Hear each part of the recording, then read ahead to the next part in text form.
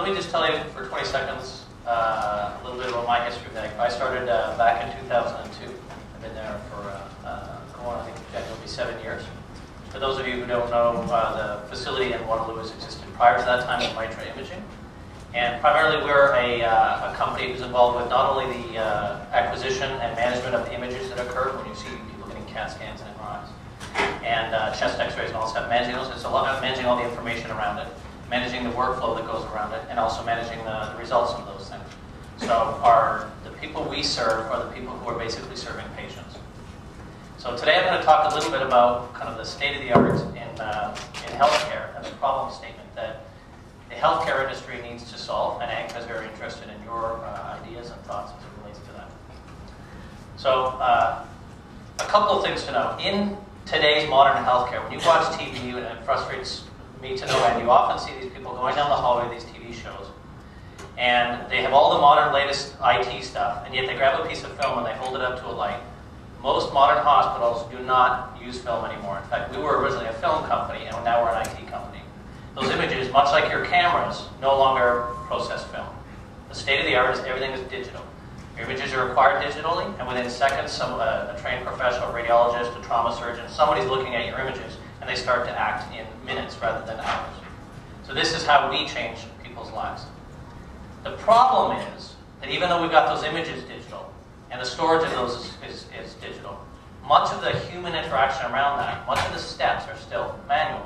People are still getting pieces of paper and saying, go to floor 7. Take this piece of paper, go home, bring the piece of paper back on Wednesday, and we're going to do some more stuff. And when you give me the piece of paper, I'm going to write something, and I'm going to give it back to you, and you're going to bring it back again. The workflow and many of these things around this type of innovation is still very manual. The second thing is, part of the problem statement is, it's designed for the healthcare industry. Patients often get results from these systems, and they're not in context of what it is they need or they need to understand.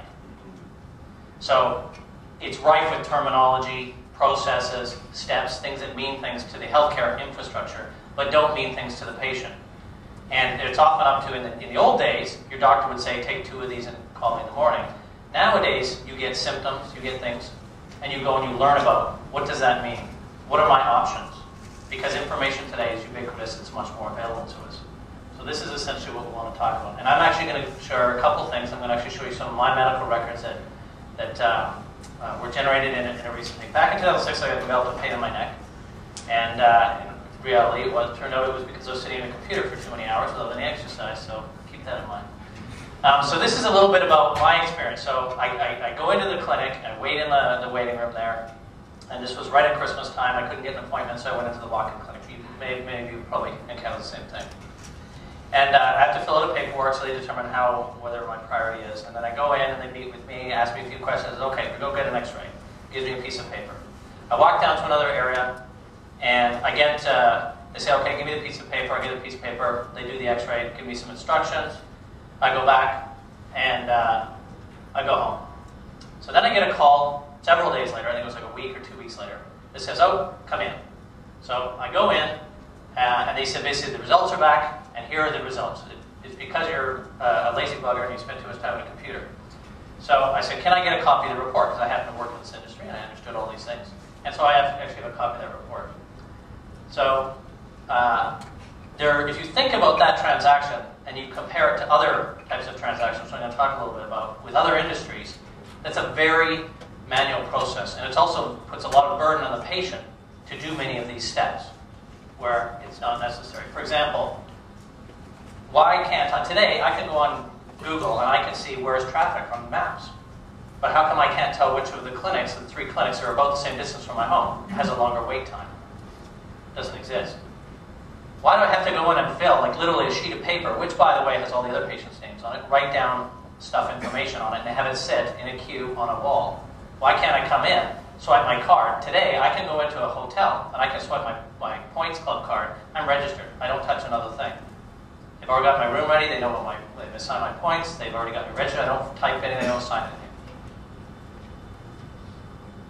Why do I have to take the order? Why do I have to be the one who takes it down? What if I lose that piece of paper? And I'm supposed to get something, but I don't know what it is, I couldn't find the paperwork. The reason I do it is that I am the most motivated person in this whole chain. I'm the one who cares the most about what happens to my neck. So they know if they give it to me, it's the most likely chance. I'm the least likely one to screw up and lose this paperwork.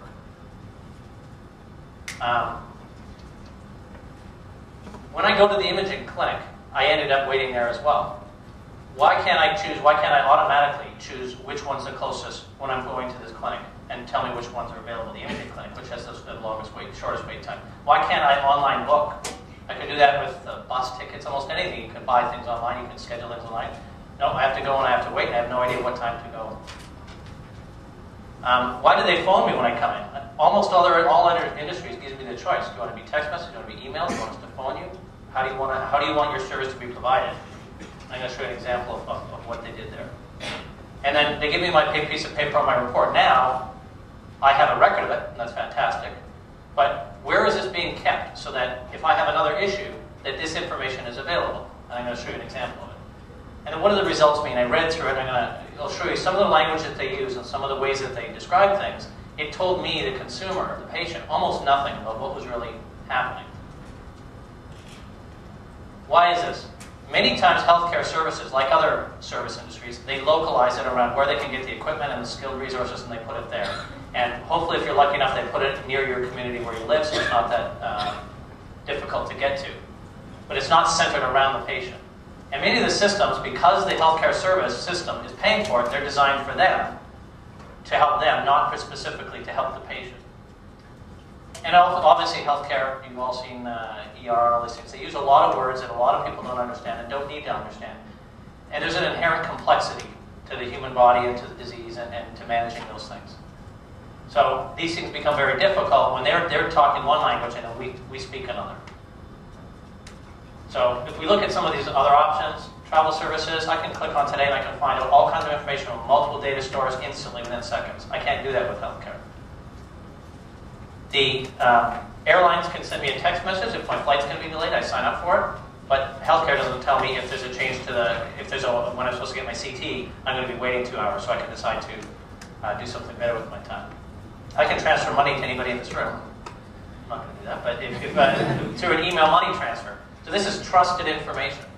And it's easily and securely done between interbanks with an email today. I've done it. Yet health records are very difficult to exchange between two hospitals. You know how they do it? They give you the information, say, go take it to them and give it to them. Because again, the health systems don't always integrate the data, and I'm the most motivated to get it right. Insurance bills can be tracked online, everybody understands that. So this is my report. This is what's wrong with my neck. So just so everybody has a context, there's a very basic transaction in healthcare. When you go in and you see your clinician, your GP, your family doctor, and you describe some symptoms and they want some imaging done, they will then order an exam. They may send you for an ultrasound, they may send you for a chest x-ray, CT, MRI, there's a dozen different kinds. And when those images are done, there's a very specific doctor called a radiologist who looks at those images and is trained to understand how to read what that image says and then provide a diagnosis or what they believe is the next step. Like, this appears to be something, get a biopsy or do the next step. Or we recommend a different type of image exam to confirm. So this is essentially a very good thing. And their product is the report, the radiologist report. And this is an example of one. They come in different forms, but this is an example one. So that one of the points about this is that it isn't actually intended for a communication between one trained physician and another trained physician. Little known secret, if you talk to these people, which I do, they will often tell you, even the doctor who's receiving it half the time doesn't know what some of these words mean, and they have to go and check them themselves. So even though today we're talking about, and we'll be talking a little bit about how some of this terminology needs to be translated and put in context for the patient, even doctors are missing that, right? Of course, you've never seen it because no doctor